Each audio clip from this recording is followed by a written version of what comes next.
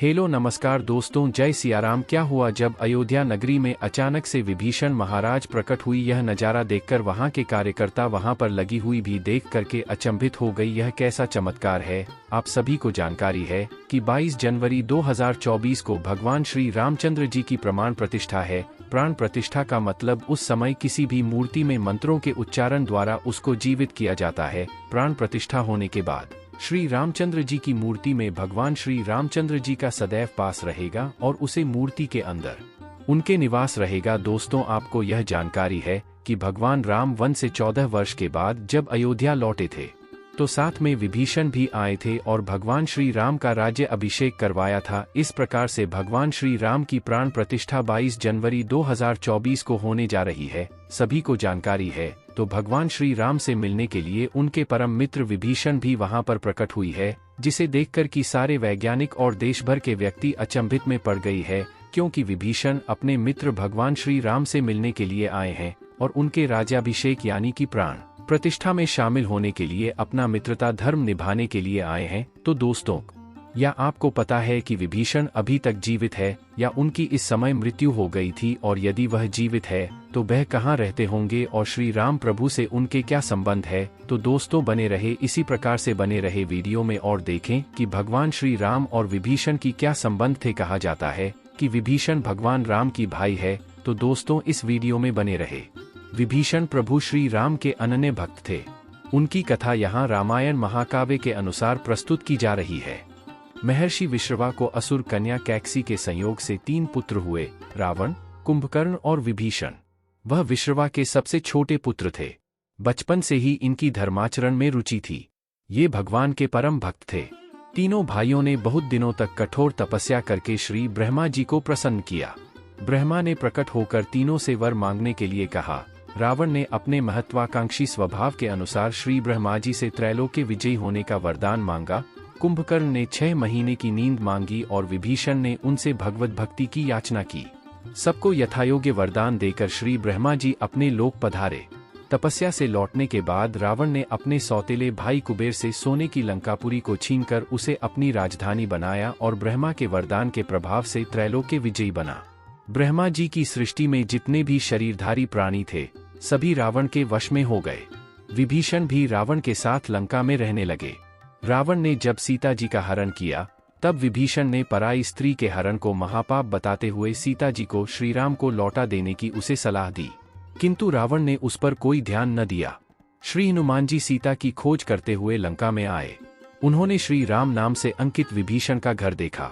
घर के चारों ओर तुलसी के वृक्ष लगे हुए थे। सूर्योदय के पूर्व का समय था। उसी समय श्री राम नाम का स्मरण करते हुए विभीषण जी की निद्रा भंग हुई। राक्षसों के नगर में श्री राम भक्त को देखकर हनुमान जी को आश्चर्य हुआ। 2 राम भक्तों का परस्पर मिलन हुआ। श्री हनुमान जी का दर्शन करके विभीषण भाव विभोर हो गए। उन्हें ऐसा प्रतीत हुआ कि श्री रामदूत के रूप में श्री राम ने ही उनको दर्शन देकर कृतार्थ किया है। श्री हनुमान जी ने उनसे पता पूछकर अशोक वाटिका में माता सीता का दर्शन किया। अशोक वाटिका विध्वंस और अक्षय कुमार के वध के अपराध में रावण हनुमान जी को प्राणदंड देना चाहता था। उस समय उन्होंने ही उसे दूत को अवध्य बताकर हनुमान जी को कोई और दंड देने की सलाह दी। रावण ने हनुमान जी की पूंछ में आग लगाने की आज्ञा दी और उनके मंदिर को छोड़कर संपूर्ण लंका जलकर राख हो गई। भगवान श्री राम ने लंका पर चढ़ाई कर दी। विभीषण ने पुनः सीता को वापस करके युद्ध की विभीषी को रोकने की रावण से प्रार्थना की। इस पर रावण ने इन्हें लात मारकर निकाल दिया। ये श्री राम शरणागत हुए। रावण सपरिवार मारा गया। भगवान श्री राम ने विभीषण को लंका का नरेश बनाया और अजरमर होने का वरदान दिया। विभीषण जी सप्त चिरंजीवियों में एक हैं और अभी तक विद्यमान है। भगवान राम की भक्ति कर अमर हुए विभीषण। राक्षसराज रावण के छोटे भाई विभीषण को सभी जानते हैं, लेकिन बहुत कम लोगों को पता है कि विभीषण अमर भी हैं। भगवान राम के अनन्य भक्त विभीषण बाल्यकाल से ही धर्मपरायण रहे। वह अपने बड़े भाई रावण के धर्म विरुद्ध कार्यों का विरोध भी करते थे। उन्होंने लंका युद्ध में भी धर्म का पालन करते हुए भगवान राम का साथ दिया, इसलिए भगवान ने उन्हें अजर अमर रहने का वरदान दिया। विभीषण ने ही राम को कुंभकर्ण, मेघनाद और रावण की मृत्यु का रहस्य बताया था। विभीषण महर्षि विश्रवा और असुर कन्या कैकेसी के पुत्र हैं। रावण और कुंभकर्ण उनके बड़े भाई थे। विभीषण की पत्नी का नाम सरमा और बेटी का नाम त्रिजटा था। कहा जाता है कि रावण, कुंभकर्ण और विभीषण ने बहुत दिनों तक कठोर तपस्या करके ब्रह्माजी को प्रसन्न कर लिया। प्रसन्न ब्रह्माजी ने वर मांगने के लिए कहा।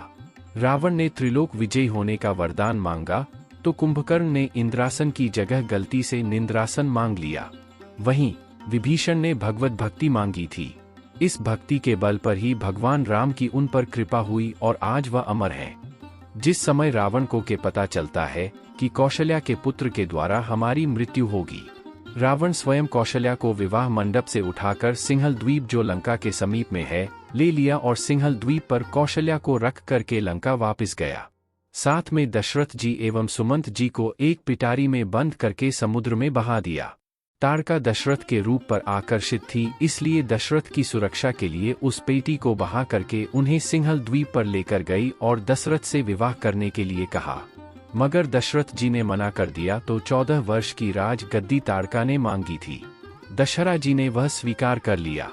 ताड़का वहां से चली जाती है। सिंहल द्वीप पर ही कौशल्या और दशरथ का मिलन होता है। वहीं पर गर्भ में विभीषण जी का आगमन होता है, लेकिन पूर्ण विवाह न होने की वजह से वहां पर विभीषण का त्याग करके सामाजिक परिवेश को देखते हुए सुमंत जी दशरथ कौशल्या का पाणिग्रहण संस्कार ब्राह्मण होने के नाते वहीं पूर्ण करवाते हैं और वापस अयोध्या आते हैं। चूंकि विश्रवा ऋषि की पत्नी मालिनी ऋषि कन्या होते हुए भी एक गगनचरी थी, वह आकाश मार्ग से उड़ रही थी, तभी उसने बच्चे को देखा। भूख से व्याकुल होने के कारण बालक को निगल गई। महर्षि विश्रवा ने ध्यान लगाकर देखा तो इस बालक को योग बल के द्वारा अपने दूसरी पत्नी मालिनी के गर्भ में स्थापित किया और इस प्रकार विभीषण जी का जन्म हुआ। विश्रवा ने अपनी पत्नी मालिनी को बताया है कि वह बालक राक्षस वंश का कुल दीपक होगा, इसलिए इस बालक का जीवित रहना जरूरी है। आगे चलकर वह परमात्मा राम का भक्त होगा। भविष्य में 14 रामायण बने हुए हैं। कंब रामायण से लेकर तुलसीकृत रामायण और अध्यात्म रामायण में प्राचीन कथाएं दी गई हैं। शास्त्र परंपरा के अनुसार विभीषण मालिनी का पुत्र हुआ।